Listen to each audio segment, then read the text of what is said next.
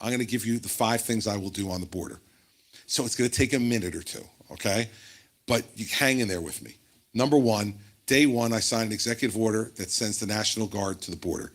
Our Customs and Border Patrol officers are overwhelmed. 200,000 encounters a month. They cannot do the job. They're overwhelmed. There's not enough of them. The National Guard was established to protect inside the nation as opposed to the Army, which is protected outside the country. So let's bring the National Guard to the border to supplement our Customs and Border Patrol officers to be able to stop all the people coming over the border. Number 2, hire 10,000 new Customs and Border Patrol officers. Now, it's going to take 12 to 15 months to get them recruited, trained, and deployed. So we got to keep the National Guard there for that long. But as the new officers come on board, you move the National Guard back out to their home posts. Third, we have 200,000 encounters a month. We have 38,000 detention beds at the border. So when we actually capture people, we have no place to put them. We have to double the number of beds to 80,000. And if we do that, then we can detain people appropriately and deal with the legal ramifications we have to deal with. Right now, because we don't have enough beds, you know what we do? We release them into the country, which leads to point 4. When they come over claiming political asylum, they're entitled to a hearing under U.S. law. You know how long it takes to get a hearing now? 4 years. 4 years to get a hearing. So what do? We release them into the country and say, hey, come back here to El Paso in 4 years for your hearing, which may result in you being kicked out of the country. Now, how many dummies are going to actually come back to the border when they think they might get kicked out, right? So they just live underground. And so what do we need to do? We need to triple the number of immigration judges. If we triple the number of immigration judges, we can bring the wait time for a hearing from 4 years to down below a year. And we can detain them for that period of time if we've doubled the beds. And then if they pass and they're entitled to come in, then they come in the way that you talked about. If they don't, we send them right back, but we're not releasing them into the country. And then having people say, okay, I'm going to round up all of those 8 million people and kick them out. I want you to think about what that operation looks like. Think about what that is going to take to find 8 million people who have gotten in here illegally. It's not like they're wearing a sign that says, I crossed the border illegally, So how we get, I've heard people say they're going to do this. I just want to know how. I was a prosecutor. For 7 years, I was the head of the 5th largest office in this country. If the Attorney General called me and said I had to do this, I'd be like, okay, you're the boss, but how? Am I going to go up to people based on how they look? Is that the way we want in this country, what we want to be doing? How are we going to do it? Triple the number of immigration judges. 5th, we got to change the immigration laws in this country because there's 2 reasons why people will want to come in illegally. One, if they're trying to do illegal things, deal drugs, do other illegal activities. Law enforcement has to deal with those folks. Or 2, because they don't think they can come here legally. And they're desperate, they're hungry.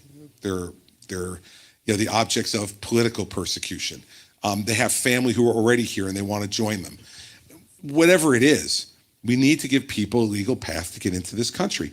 And by the way, right now we have 6 million open jobs in this country. 6 million open jobs in this economy.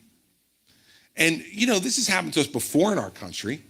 And when that happens, we set up a system to allow people to come in and fill those jobs so we can continue to grow our economy. And they pay taxes and they learn the language and they contribute to this society. That's when my grandfather got here. My great-grandfather came here in 1901 as a stonemason from Sicily. They were building New York City, and they didn't have enough masons. And so he's getting ready to go and come over here. My great-grandmother was 9 months pregnant when they got their ticket to come. So he said, you stay here. I'll go to America first, and then after you have the baby, you come over.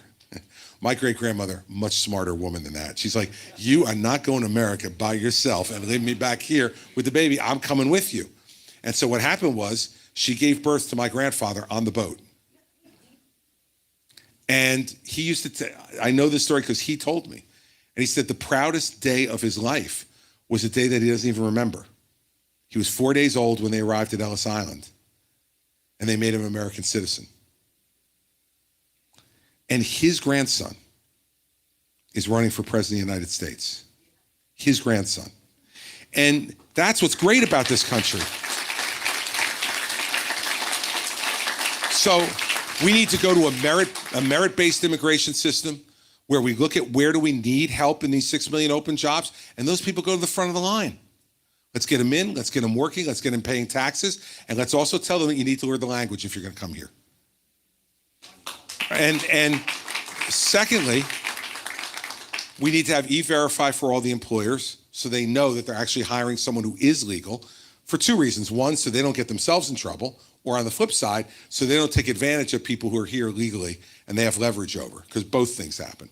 Now, to do this, I want to be honest with you in response to his question, which is the Democrats are going to want something for that. They don't want merit-based immigration, and they don't want E-Verify.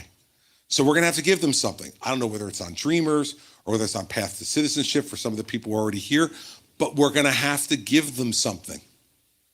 And we can't be afraid to enter that negotiation, because that's why we haven't had any type of improvement to our immigration laws for 40 years. Because everyone said, no, I'm not giving you this, I'm not giving you that, and then everybody walks away. We can't have that anymore because we have the crisis we have at the border, and we have to fix that. And the long-term fix for it is give people a smart, understandable, legal way to come in here in a controlled way. And look, Reagan said it best. If you go and live in Germany, you can't be a German. If you go and live in France, you can't be French. If you go and live in Italy, you can't be Italian. But if you come and move here, you can become an American. There is no test except to be loyal to this country, to work hard and follow the laws to be here.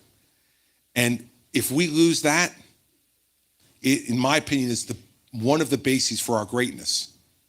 And everybody in this room, except for the Mayflower folks in this room, and I always got to be careful because in New Hampshire, you're going to find some Mayflower folks, right? Except for the Mayflower folks here, everybody has come into this country in that way. And we've got to make sure that we preserve that.